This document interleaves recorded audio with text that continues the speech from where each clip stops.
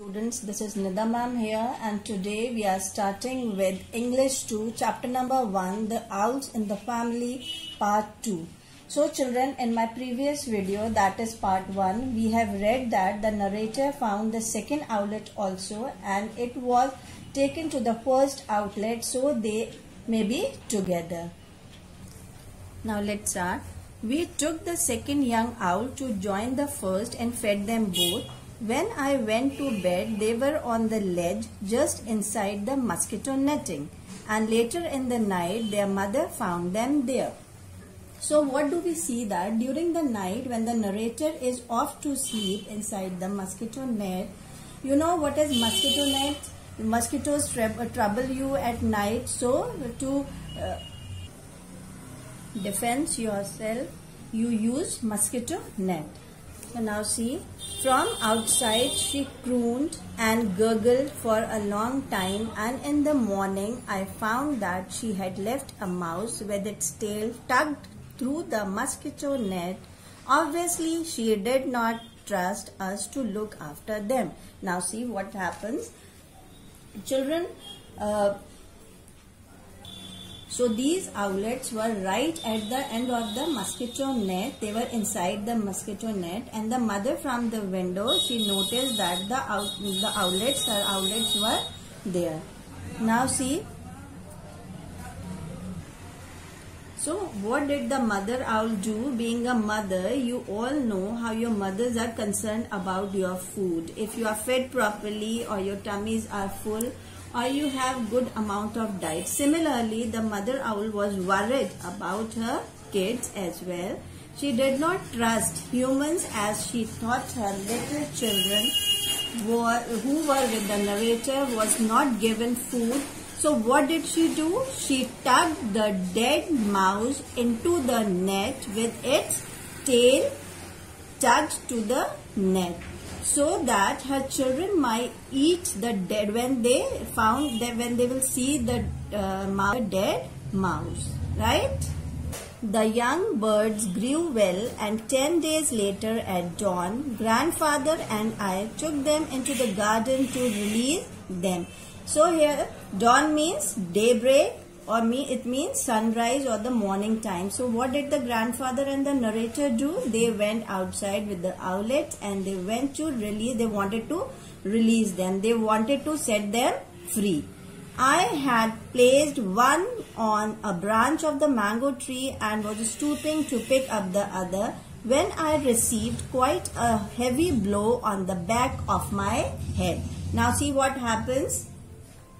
So what did the narrator do? The narrator had put one owlet on the branch of the mango tree, and it was stooping. Stooping means he was bending over to pick up the other. What happened then? I received quite a heavy blow on the back of my head. So he felt that somebody had hit him from the back. Right? Somebody has hit him from the back. A second or two later, the mother owl swooped down at grandfather, but he was agile enough to duck out of its way.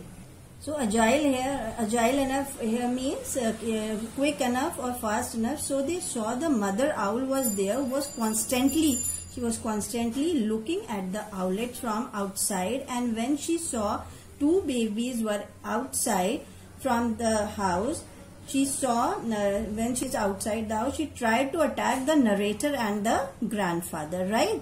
Quickly, I placed the second owl under the mango tree. Then from a safe distance, we watched the mother fly down and led her young ones into the long grass at the edge of the garden. So one owl was already on the branch of the mango tree, and the other owlet was under the mango tree, as the mother owlet was hitting them continuously. Now of course the mother owl was worried about her two kids. Probably she was not aware that if the birds are being set free or are being hurt, so she was trying to protect her kids. That's why she heard the narrator, right? So when she saw the narrator had went inside, she took the two owlets She took the 2 owlets. Where she took the 2 owlets? Into the tall grass. We thought she would take her family away from the surroundings of our rather strange household, but next morning on coming out of my room, I found 2 young owls standing on the wall just outside the door. Right? Now see what happens. So they thought that the owls had probably taken her kids back, but when the narrator woke up the next morning, what did he see? That the 2 owlets were standing on the wall outside his house, and they were looking inside, right? I ran to tell grandfather, and when we came back, we found the mother sitting on the birth bath 10 yards away.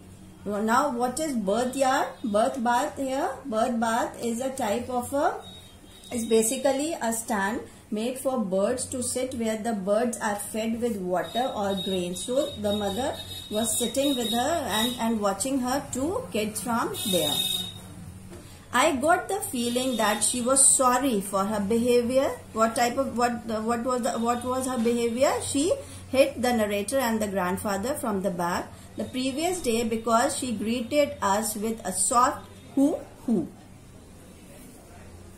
So children, here hoo hoo sound is a kind of sound which the mother has produced when she saw the narrator and his grandfather, and this is this kind of feeling that the narrator got was that probably the mother owl was sorry for the way she behaved and attacked both of them. Now there's an unselfish mother for you, said grandfather. It's obvious she did like them to have a good home, and they are probably getting a bit too big for her to manage. Now we know that animals and birds, both their life is shorter than those of humans, right? So they grow quickly as well. So in these 10 days, these owlets had grown a little, means they had grown up. So the grandfather is here to tell the narrator that how this mother feels, that that these owlets are well taken care of in the house of the narrator. She is now no more concerned. She is not very much concerned because her kids are now safe. And that she is not worried at all. She is not thinking of herself, and she wants the best for her children. So that is the reason she kept her kids back into the house of the narrator. That's it for today, and the remaining part of the chapter we will be studying in our next video. Till then, bete, take care of yourself.